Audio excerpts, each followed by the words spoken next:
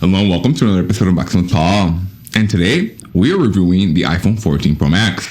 We previously unboxed this on our channel, and today we're just giving it a bit of a deeper view. Let's take a look at it. So just real quick right off the bat, I just want to let you know that from the 13 to the 14 or the 13 Pro Max to the 14 Pro Max, it almost felt like the S quality upgrades that we used to get. I don't know if you guys remember, when we used to get the 5 and the 5S, the 6 and the 6S.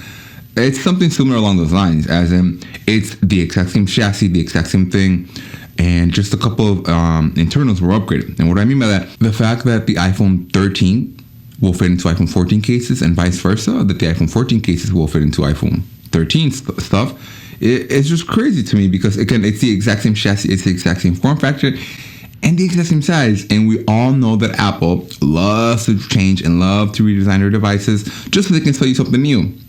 And even they didn't do that this year because it's, again, the exact same flipping thing. And then, again, this time around, we're going to be having an A16 Bionic chip with as opposed to the A15 that's going to be the regular 14. Again, it's not too much of a difference than the previous year's chipset, because even Apple started comparing it to the iPhone 12 and the 13 instead of the last one. So that's how you know that it is a bump, it is a slight upgrade, but not enough to be mentioned, not enough to be like not worth enough for enough to be mentioned, right? And then in addition to that, this time around we have upgraded gyroscopes, and we also have wireless connectivity when it comes to satellites. So what I mean by that, because this is the first iPhone that has been, not just the 14 Pro Max, but just any of the 14s, right? All the 14s are going to be completely eSIM only, right? They're going to no longer have a physical SIM. They are no longer going to be grabbing a SIM right off the shelf. It's going to be eSIM only, right? So because we are losing the regular SIM card slot, and because that is a downside, that means that you will no longer be able to go overseas and just go ahead and pick up a SIM card from your local carrier. You will have the option, and you will have the ability to actually, God forbid you ever need it, to be able to do satellite calling. So what do I mean by that? Just in case you happen to be out of range, just in case you happen to be not within the area of wherever you may be at, or wherever country or whatever state you might be at, and for some reason your service is not going through and you are in an emergency situation, guess what? You will be able to connect with satellites regardless of the coverage, and actually your iPhone is going to go ahead and be able to direct you, point you, and let you know what is the best possible case, what is the best possible position and place to be at, so that you can go ahead and you can be able to receive that wireless satellite calling, right? Which is the nicest thing.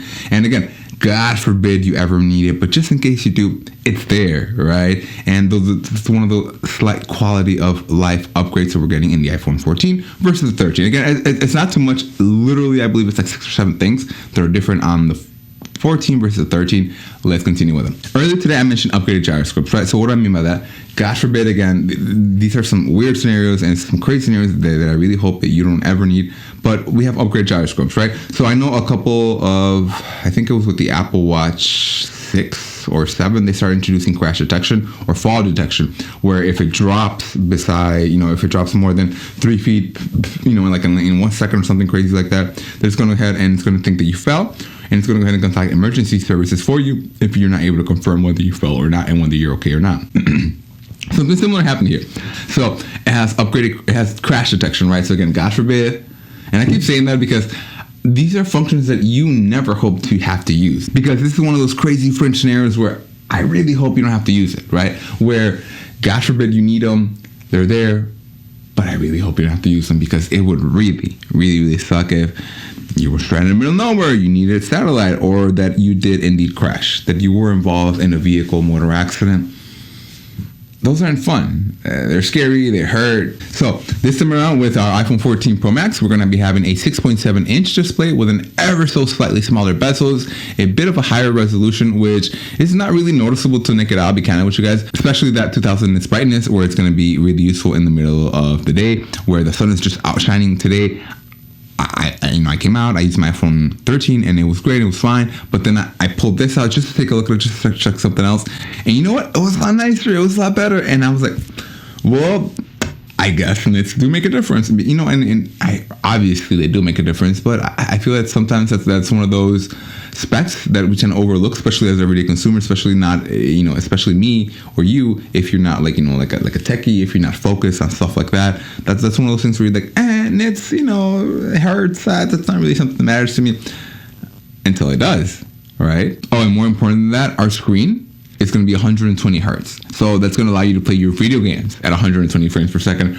Earlier today, I'll be candid with you guys. And I'm going to show it, and I'm going to pull up footage right now, and I'm going to go ahead and record it for you. I played Genshin on it, and I turned the settings all the way up, and I was surprised to find out, and I thought Genshin only did 60 frames per second, but you're able to do all the way up to 120 frames per second. I'll be candid with you. I didn't really see too much difference between 60 and 120. But I mean, at least you have the option to do it maybe on footage. Maybe when it's recorded, it'll make a difference. Maybe it'll look a little bit sharp, not sharper, but a little bit like crisper when, you know, when we move around. And I even turned the motion blur off because the motion blur especially made it feel like it made me feel like I was getting dizzy. It made me feel like, you know. So I turned off motion blur. I'm not a fan of that, all right? I've never gotten myself a Pro just because I felt like, why? There's no need to have a Pro when the regular iPhone is more than enough. That's how Apple keeps those higher, nicer end phones with a higher price and also will, you know, stuff like the wider camera, the third camera with the Pro Maxes or the Pros, and then that upgraded display with the Pros, which again, you go from 60 to 120.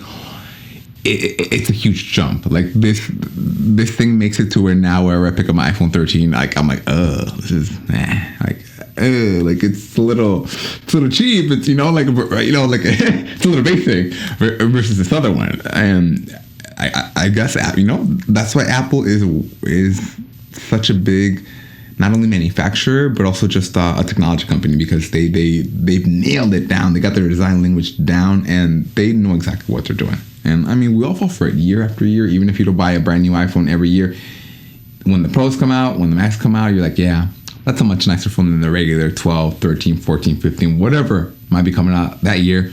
Next year's going to be a 16. It doesn't stop. It just keeps on going. So one of the coolest things that definitely really caught my eye about this phone was the dynamic island, right? And that's what they call it. And it's a bit of a goofy name, right? However, I'm a huge fan of it because it moves and it does stuff, and it's not just this thing that was put there. It literally has its own graphics engine. It literally has the physics to it, to where whenever you touch it, like it bounces. Like here, let me show you. Like whenever you tap it, whenever you go and you hold it, it moves and it bounces, and it's alive. It's not this static thing. Just it's there. Like it has a lot of stuff going behind it, and Apple will definitely pull all the stops on this one when they went above and beyond, right? So the majority of the uses for the dynamic island are going to be your other applications that are regularly used. What I mean by that, like your music, your Google Maps, your phone calls, you know, YouTube stuff, whatever you might be playing in the background, it's going to be pop out in there.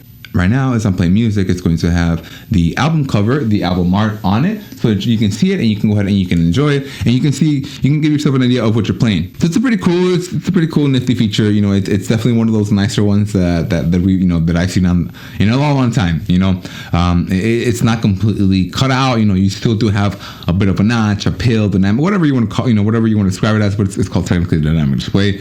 It's always technically going to be there, right? However, it's one of the nicest things I've seen in a while, and it's not make it or break it, though. At the end, it's just a feature on a phone, but it is nice. It is worth commending on Apple, right? Now, in my opinion, the biggest thing that has come from this brand new iPhone, okay, is not necessarily the screen or the dynamic island, which dynamic island is pretty huge, right?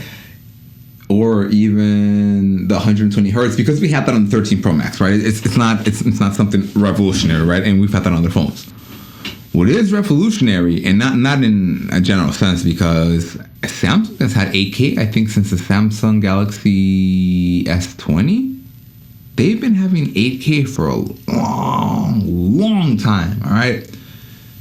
Now, what is going to make this revolutionary is that Apple has had the exact same 12 megapixel count on their iPhones ever since the iPhone 6S. So I don't know if you guys recall, that was when we had the 12 megapixel sensor being able to do 4K, and every single flipping year since then, from the iPhone 6S to the iPhone 13 Pro Max, we had nothing but 12 megapixel sensors, okay?